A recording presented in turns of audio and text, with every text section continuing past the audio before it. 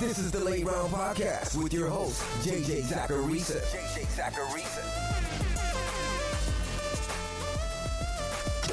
What's up, everyone? It's JJ Zacharisa, and this is episode 841 of the Late Round Fantasy Football Podcast, sponsored by FanDuel. Thanks for tuning in. I know a lot of you are on different social media platforms, so do me a favor and give Late Round Fantasy Football a follow. You can check out the Late Round Fantasy Football Instagram account at LateRoundFF, and there's a YouTube channel too, which can be found at youtube.com/@LateRoundFF. I'm posting content daily, so you can get even more than what you hear on the podcast. Now, today's a 15 transaction show. I know a lot of your trade deadlines have passed though. As we get closer to the end of the season, these transactions are going to become more add and drop transactions. But for now, I still have buys and sells listed. At the very least, you can get an idea of who to feel more or less confident about moving forward. It doesn't hurt to just have more information. So with that being said, let's dig in. Buy Jaylen Warren. So as all of us know, offensive coordinator Matt Canada was fired last week. And then this week, the Steelers got over that 400 total yard mark in a single game. They hadn't done that once under Matt Canada. Now, fantasy managers are definitely going to take whatever happened in Week 12 against Cincinnati and assume that that's the way this Pittsburgh offense is going to look from here on out, especially as it relates to the backfield. Jaylen Warren has been a better running back than Najee Harris this year. He's been better than him in rushing yards over expected per carry, expected points added per rush, and success rate.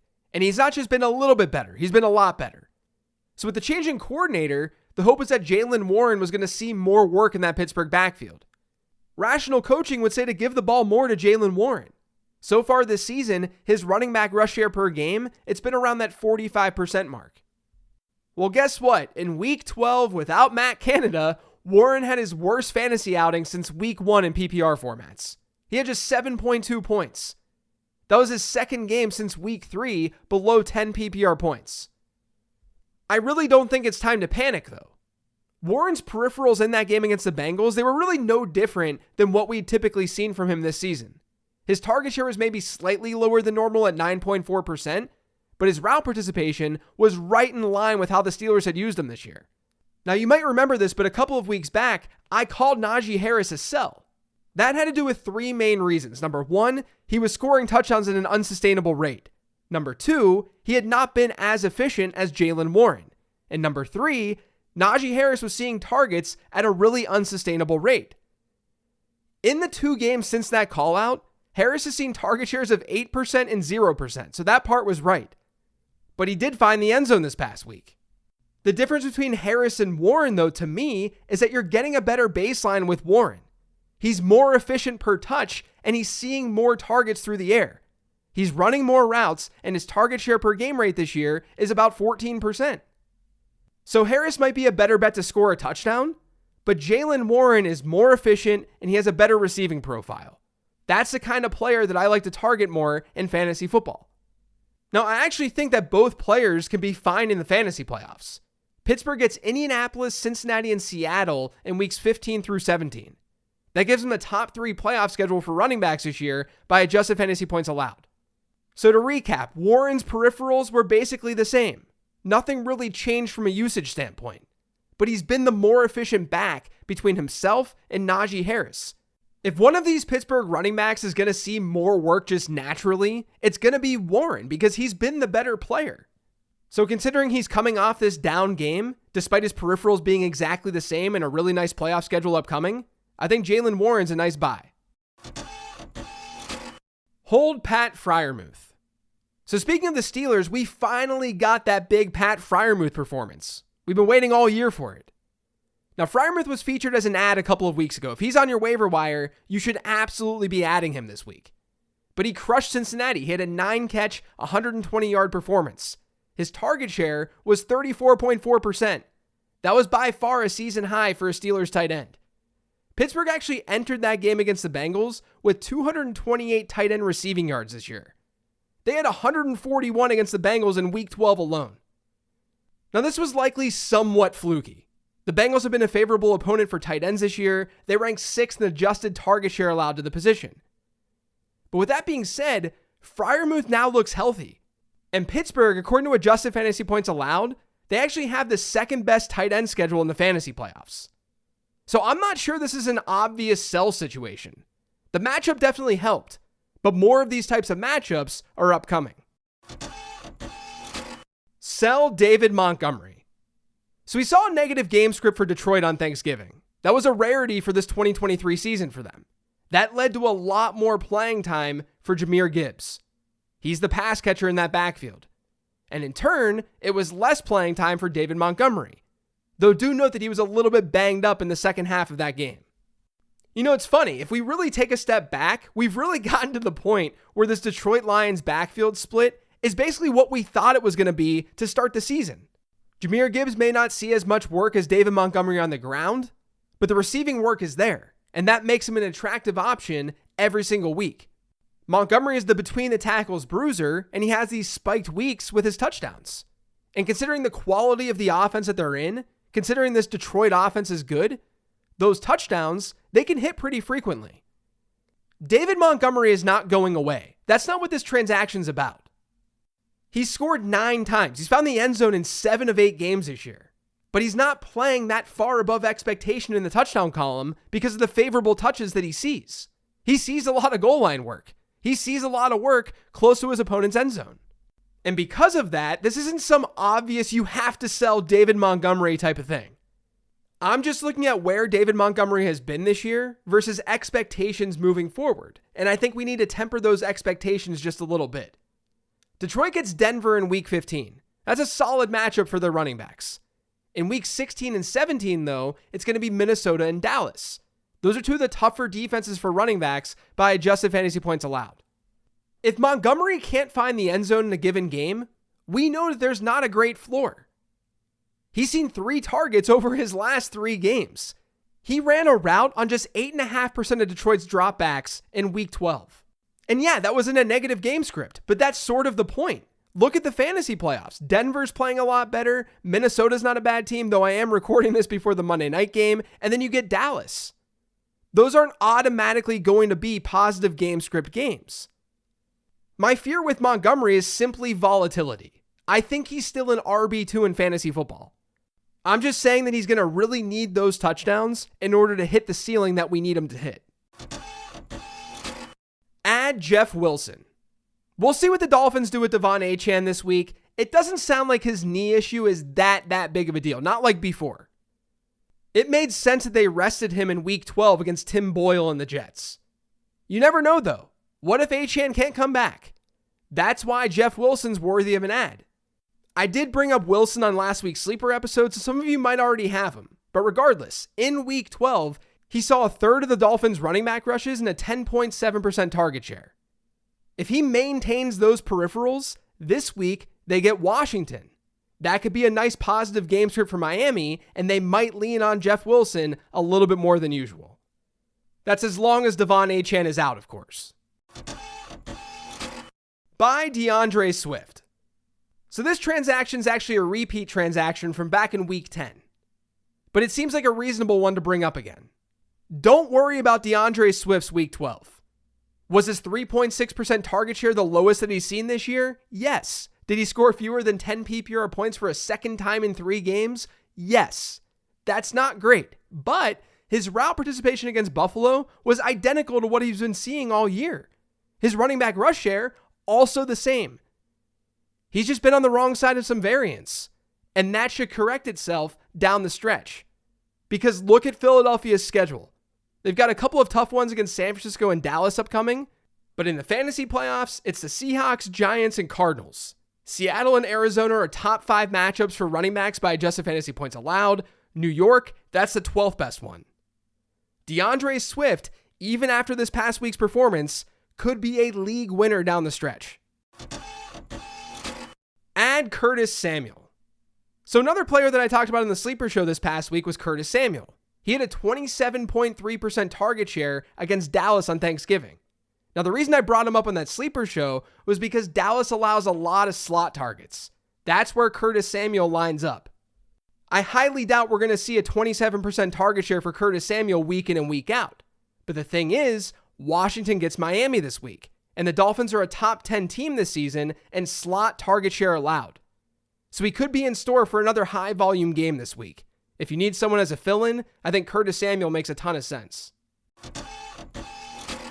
Hold Devin Singletary. So Dameon Pierce returned to the Texans in Week 12. He had that ankle injury. His usage, though, in Week 12, it dropped. Before that ankle injury, Pierce was seeing about half of Houston's running back rushes. Devin Singletary started digging into that workload a little bit more before that injury occurred. On Sunday against the Jags, Pierce's running back rush share, it was still 45.5%.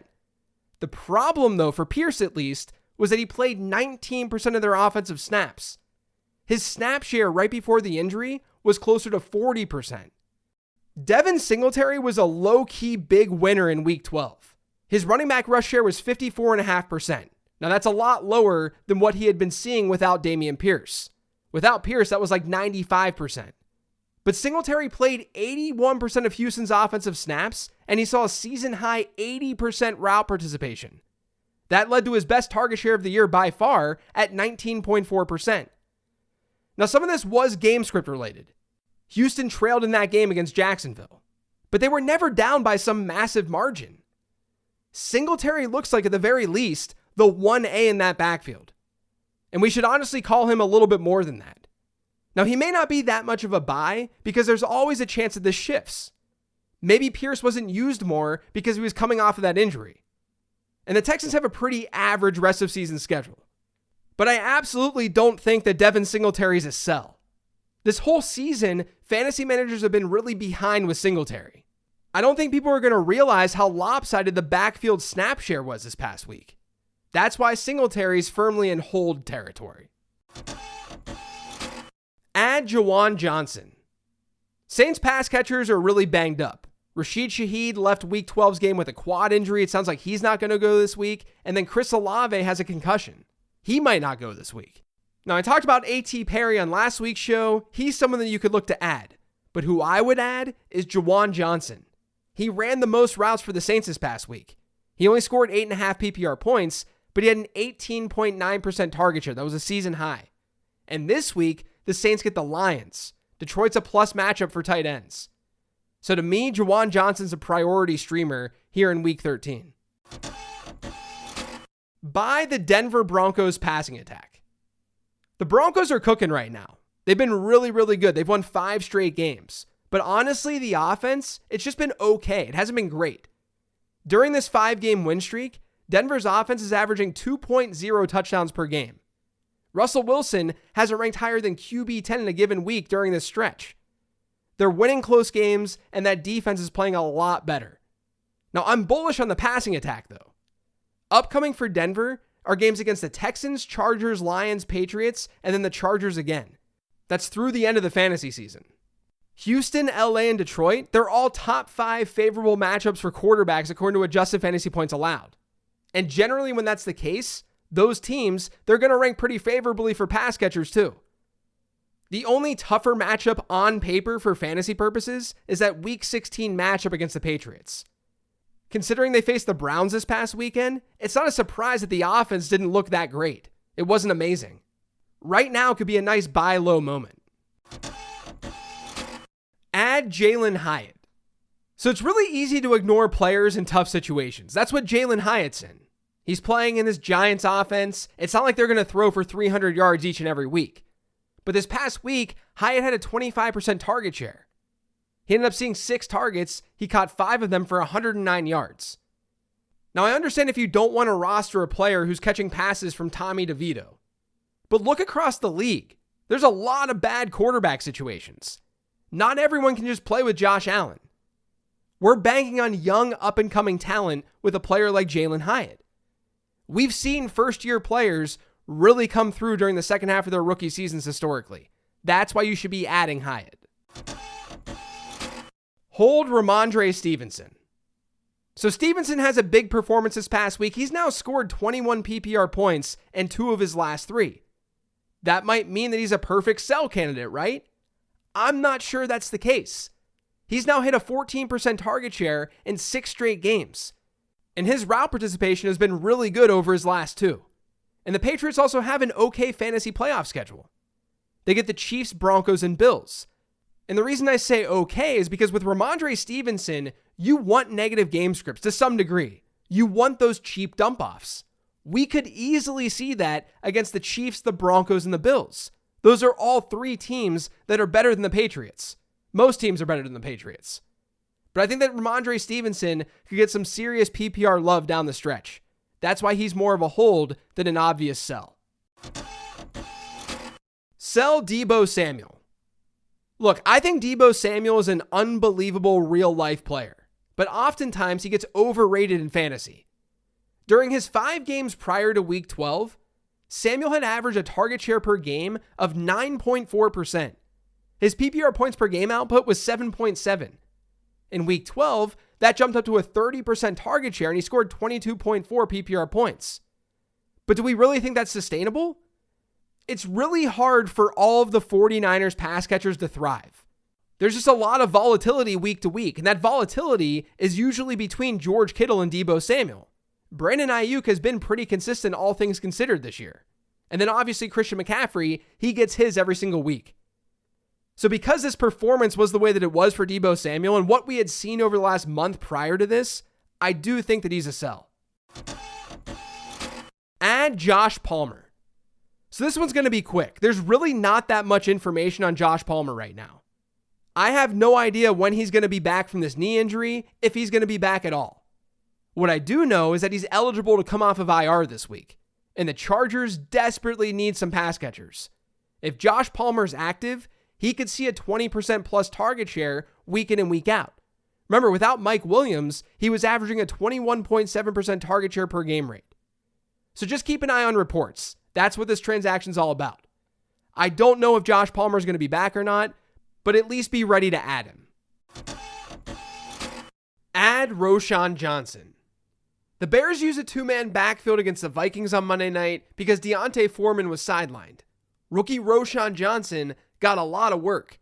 He had outsnapped Khalil Herbert in the second half of their Week 11 game because D'Onta Foreman got hurt, and the same happened in Week 12. Johnson had 51 snaps against the Vikings. Herbert only had 15. Johnson ended the day with a 62.5% running back rush share and a 15.6% target share. Those numbers are not easy to find. Even with a really tough schedule moving forward for Bears running backs, Johnson deserves to be rostered to see if something more can come of this usage. Add the Los Angeles Rams defense. So the Rams have a juicy matchup this week against the Browns. Dorian Thompson-Robinson probably isn't going to play that game because of a concussion, which means we might see either PJ Walker or potentially Joe Flacco.